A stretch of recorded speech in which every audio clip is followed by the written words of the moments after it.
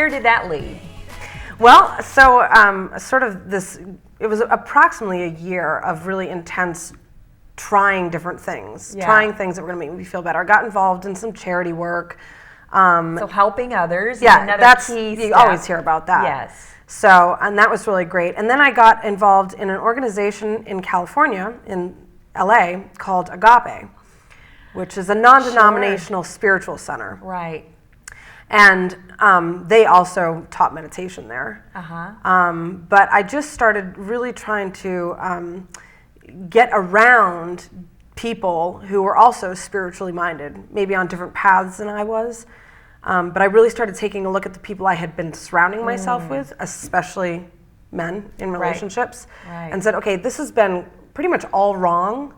So I don't know what I need to find, but I'm not going to hang out with those types anymore. And that's really an important step, is if you're not exactly sure what you do want or what you do need, identifying what you don't want is the first step. You know, and will begin to bring the awareness of what you really do want into some clarity. Yeah, because I'd always used the external as you know, feeling like, okay, if I've got the cool friends and the great looking guy, then I must have, you know, it together in some way. Yeah. But what I did was I sort of stripped away almost all of those things. I actually kind of walked away from most of my friendships at that time. And sort of tried to start from scratch. But it was maybe lonely a little bit, but well, and it's interesting too, because you started building a relationship with yourself. And I think that really is the first step. And it's like, you have to become your own best friend, right? Exactly. I really focused on spending a lot of time alone. And I actually, in my new apartment situation, I opted not to have a television. And I did that with the purpose of just having to be with myself as much as possible. And sort of explore that person.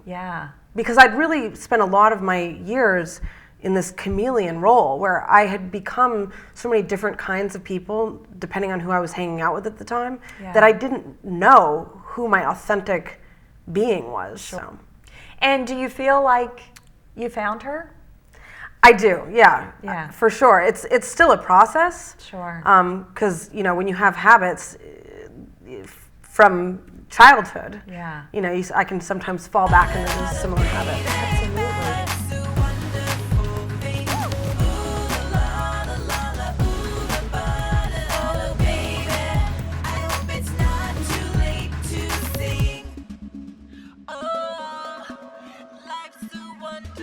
Wonderful, baby.